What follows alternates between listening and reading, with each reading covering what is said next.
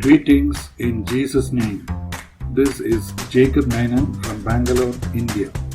I'm happy to bring you another message in the series Pointers Along the Way. These look at practical aspects of the Christian life and are sent out weekly, God willing, also through email, WhatsApp, and Facebook. You can read all my previous messages as well as articles and books on my website called Comfort and Counsel at www.c-n-c.org.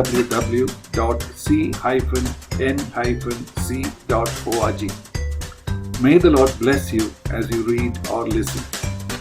If you wish, you can subscribe to my YouTube channel and also tell others about it. This is pointer number 830 and its title is By Training or By Birth. I was born in a Christian family and I was taught to read the Bible, pray, sing songs, etc. I went to Sunday school and the church choir. But it was only when I was 24 that I was born again. Before that, I behaved like a Christian because of the training, and many people could have been fooled. But I did not have a real relationship with God. Without Christ in me, I was not a Christian at all, but I thought I was, and I gave people that impression. Can some of you relate to Nicodemus, like I can now, who was a Jewish religious leader, but who did not really know God? John chapter 3, verse 10. Jesus answered and said to him, "Are you the teacher of Israel and do not understand these things?" What he knew about God was only through training, but not in life experience. At 24, I was aware of my sinful condition, but I tried to tell myself that I was not any worse than other Christians. Till I came across some young people who had actually met with Christ and whose lives had been radically changed by this Jesus. Then I realized that I didn't have what they had, but I began to want it. I went and prayed to Jesus, asked him to forgive me and change my life. That was when I was born again, by the unmerited favor of God or grace through faith, and in a way I could not boast about at all. Ephesians chapter 2, verses 8 and 9.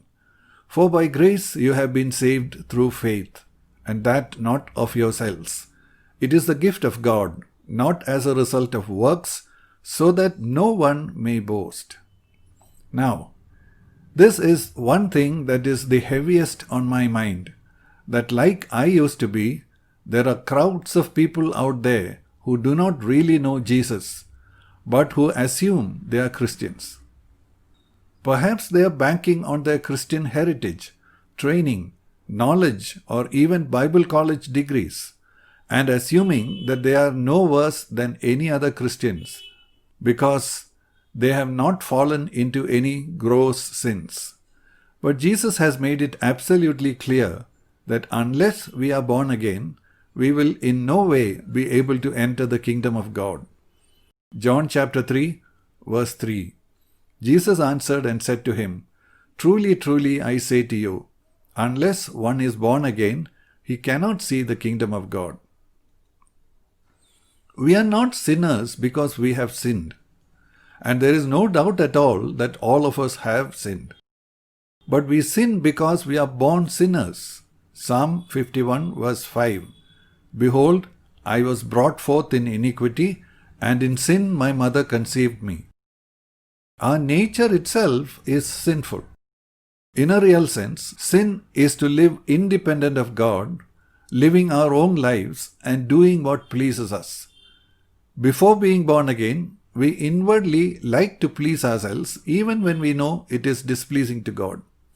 It is when we are born again that God gives us a new heart that does not want to sin, but which is dedicated to pleasing God. Ezekiel chapter 36, verse 26. Moreover, I will give you a new heart and put a new spirit within you, and I will remove the heart of stone from your flesh and give you a heart of flesh. When Jesus died, he paid the penalty for our sins and made it possible for the righteous God to forgive us. But our salvation is not complete if we are going to continue in our sinful ways and expect God to keep forgiving us.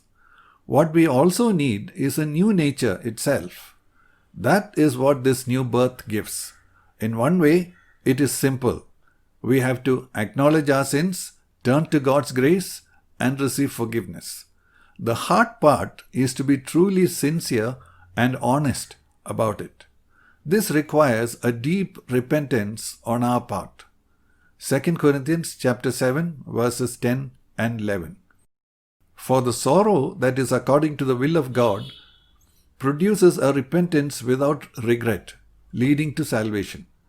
But the sorrow of the world produces death. For behold, what earnestness this very thing, this godly sorrow, has produced in you. What vindication of yourselves, what indignation, what fear, what longing, what zeal, what avenging of wrong. In everything you have demonstrated yourselves to be innocent in the matter. But when it happens, it makes us a new person. God changes us inside, and we are no longer what we used to be. Without this, we are not even Christians, leave alone going to heaven. May the Lord bless you in your life as you have listened to these words. Thank you.